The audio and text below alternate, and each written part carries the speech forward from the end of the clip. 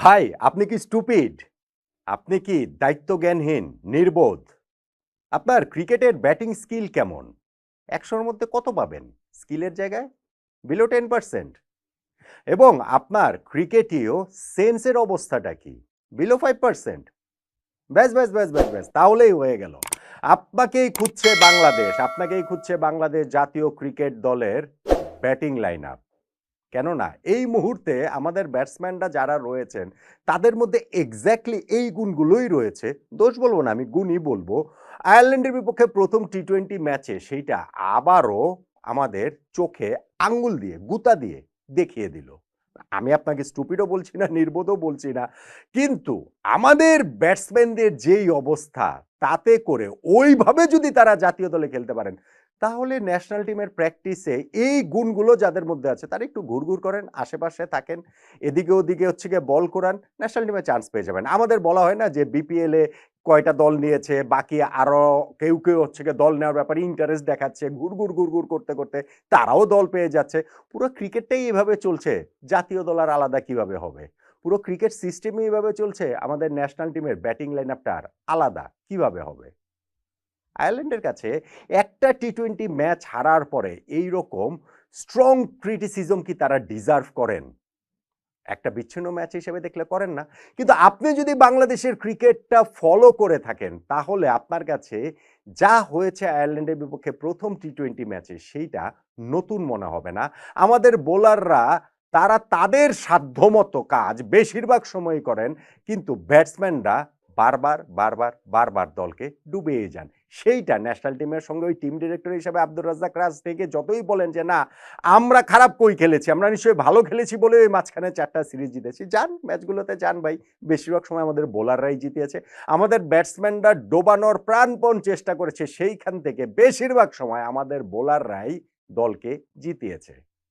আমাদের জাতীয় দলের ব্যাটসম্যান হবার জন্য তাই ওরকম স্টুপিড হওয়া, নির্বোধ হওয়া, কাণ্ডজ্ঞানহীন হওয়া, ক্রিকেটীয় স্কিল না থাকা এবং ক্রিকেটীয় সেন্স মাইনাস পর্যায়ে থাকাটা আমার মনে হয় সবচেয়ে গুরুত্বপূর্ণ গুণাবলী হিসেবে বিবেচিত হয় আর কি, হওয়া উচিত মানে বিবেচিত হয়। দেখুন, এই ম্যাচটাতে আয়ারল্যান্ড ১৮১ রান তুলেছে। আমাদের বোলিংটাকে আরেকটু ভালো হতে পারত, অবশ্যই ভালো হতে পারত। আয়ারল্যান্ডকে আমরা আরো হয়তোবা ১০-১৫ রান কমের মধ্যে আটকে দিতে পারতাম। কিন্তু আমাকে বলেন যে এই চট্টগ্রামের ব্যাটিং সহায়ক উইকেটে একটা দল ১৮০ রান করে ফেলল, এবং সেই দলটাও কোনটা?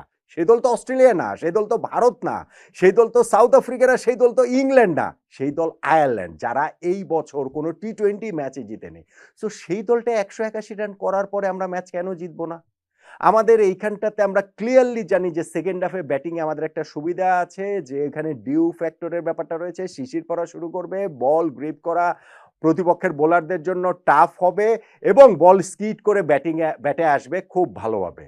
এই এতগুলো ফ্যাক্টর আমাদের মাথায় রেখে আমাদের ব্যাটসম্যানরা যেটা করেছেন সেইটাকে আসলে স্টুপিডিটি বললে কমই বলা হয়। দায়িত্বজ্ঞানহীন, নির্বোধ ব্যাটিংয়ের একটা নির্মম প্রদর্শনী, নিষ্ঠুর একটা প্রদর্শনী আসলে তারা এই ম্যাচটাতে দেখিয়ে গেছেন। আমাদের ১, ২, ৩, ৪ টপ অর্ডারের ৪ জন ব্যাটসম্যান, তাদের সম্মিলিত রান হচ্ছে ১০ রান। চতুর্থ উইকেট যখন আমাদের পড়ে ২০ রানে আমরা ৪ উইকেট হারিয়ে ফেলি পাওয়ার প্লেতে। এই দলটা মাস ২ এক পরের টি-20 ওয়ার্ল্ড কাপে কি করবে আমাকে বলেন তো দেখি? ভাই ১৮১ তারা করে এই উইকেটে অবশ্যই জেতা উচিত। এই মাঝখানে আর যদি কিন্তুর প্রশ্ন আমার কাছে নাই। সেইখানটাতে আমরা প্রথম থেকেই যদি আপনি শুরু করেন, তানজিদ হাসান তামিম বোলিংয়ে আসলেন, ম্যাথু হামফ্রিজ বাঁহাতি স্পিনার। বাংলাদেশে না এইসব স্পিনারদের না আমরা ঘুমিয়ে ঘুমিয়ে খেলতাম। আমাদের না এরকম বাঁহাতি স্পিনার ডোমেস্টিকে সবগুলা দলে ২-৪টা করে থাকতো।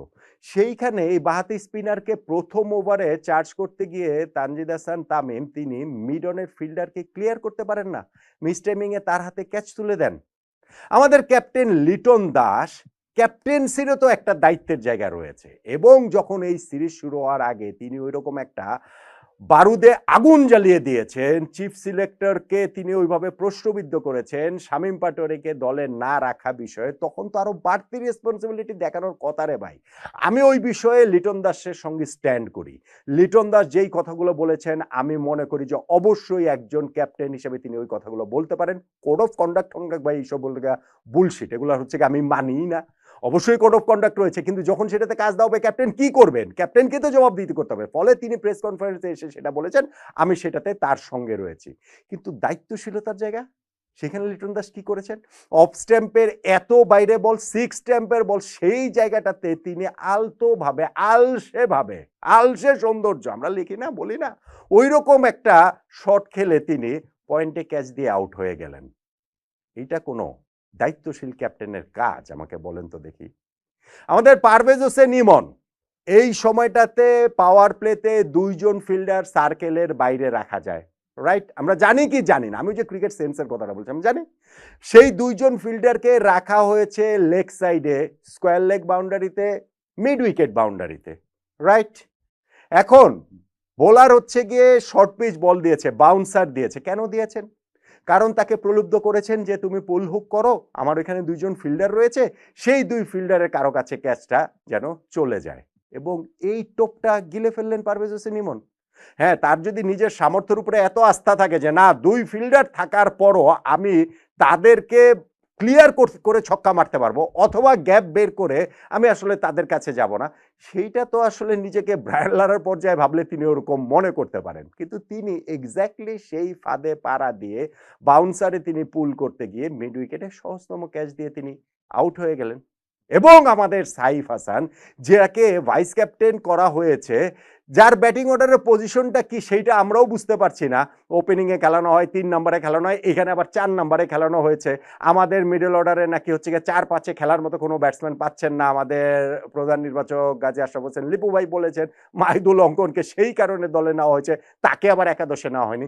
সো সাইফ হাসানকে 4 নম্বরে এখানে নামানো হয়েছে, সেইখানটাতে তিনি জাস্ট আগের বলটাতেই একটা লাইফের মতো পেলেন, তার ব্যাটে লেগে সেইটা নোম্যান্স ল্যান্ডে পড়লো বলেই তিনি বেঁচে গেলেন।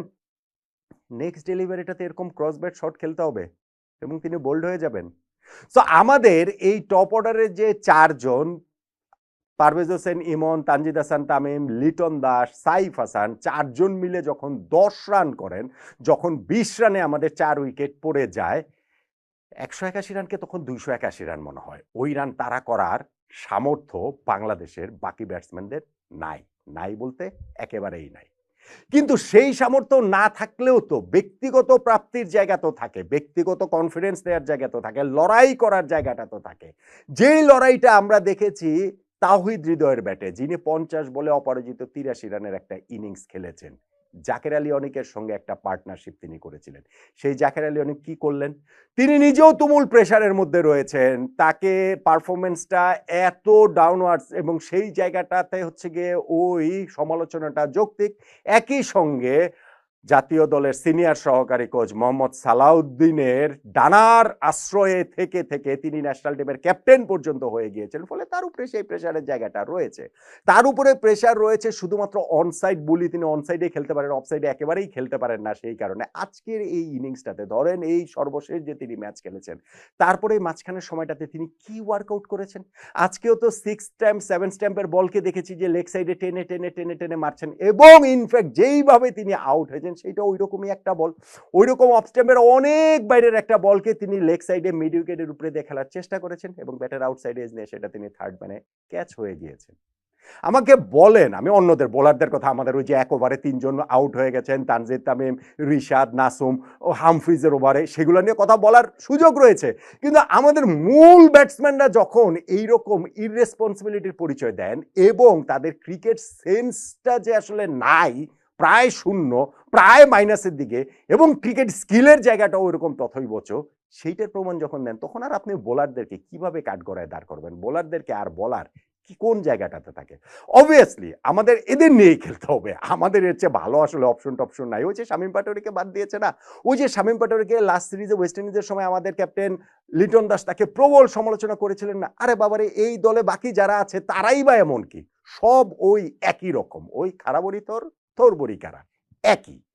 সো এই টিমটাতে আপনি যাকেই নামিয়ে দিবেন সেই এর চেয়ে ভালো কিছু করতে পারবেন। হ্যাঁ, বিচ্ছিন্নভাবে এই যে আজকে যেমন তাহিদ হৃদয় ভালো করেছেন, এরকম বিচ্ছিন্নভাবে হয়তোবা ভালো করবেন। কিন্তু আপনি একটা ক্রিকেট টিম, আপনি একটা ব্যাটিং ইউনিট যেইখানটাতে আপনার ধরেন ৬ জন প্রপার ব্যাটসম্যান রয়েছে, সেই প্রপার ব্যাটসম্যানের মধ্যে একটা টি-20 ম্যাচ ১২০ বলের খেলা, এই ৬ জনের মধ্যে ৩ জনকে তো আপনার স্কোর করতেই হবে, পারফর্ম করতেই হবে।